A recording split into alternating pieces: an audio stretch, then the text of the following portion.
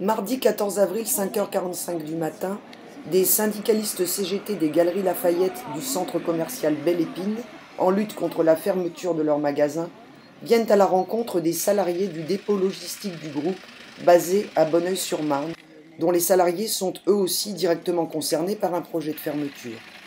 Soutien de la CGT du Val-de-Marne et des militants PCF de Bonneuil. Déjà, le titre de plan social nous gêne parce que ce n'est pas un plan social, c'est vraiment la destruction de l'emploi, tout simplement. On parle de centaines de salariés à Lille et on parle d'un magasin à Béziers, plus une centaine de salariés dans l'administration. Voilà, aujourd'hui on est ici rassemblés parce que cette plateforme va fermer aussi. Elle fait partie du projet de Galeries Lafayette. Et nous, ce qu'on veut aujourd'hui, pour la fédération, surtout pour les salariés concernés, les emplois restent, que le magasin reste ouvert. Nous sommes 150 à peu près Galeries Lafayette et 80-85 démonstratrices. C'est-à-dire qui travaillent pour les marques extérieures, sans compter les agents de sécurité et les femmes de ménage. C'est un magasin en fait, qui a été laissé complètement à l'abandon depuis quelques années.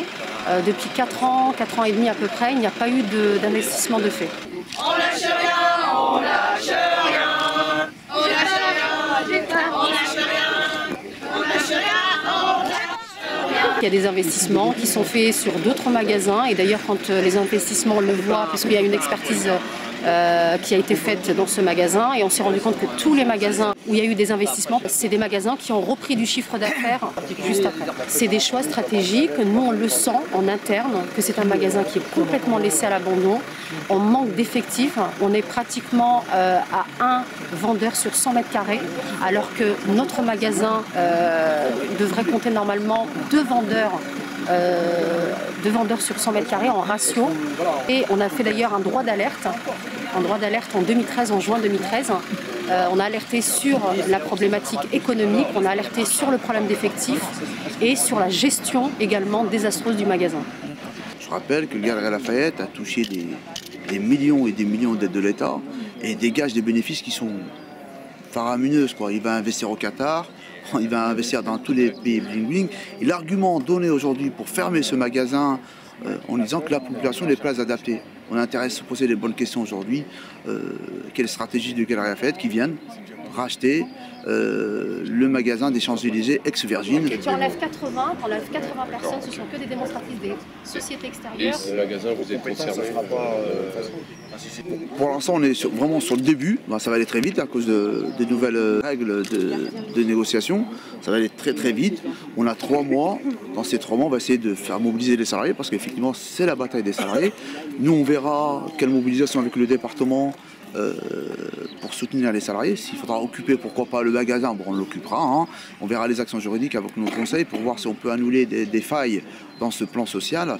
Et on mettra tous les moyens pour que le magasin reste ouvert. Si je prends l'exemple de la fermeture des halles, des salariés des halles, ils travaillent le dimanche, ils sont précaires, ils sont en intermittence. C'est la loi Macron. Hein. Mais la preuve, on peut encore, avec ce salariat-là, faire des économies et détruire des milliers d'emplois.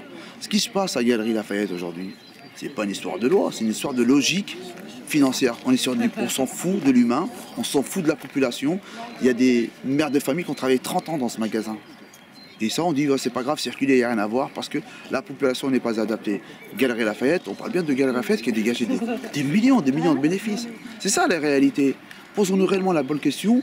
On n'est pas sur une stratégie, on est sur une stratégie de rentabilité. Voilà, on prend des milliards, on les met chez Carrefour. On a investi à Abu Dhabi, au Qatar.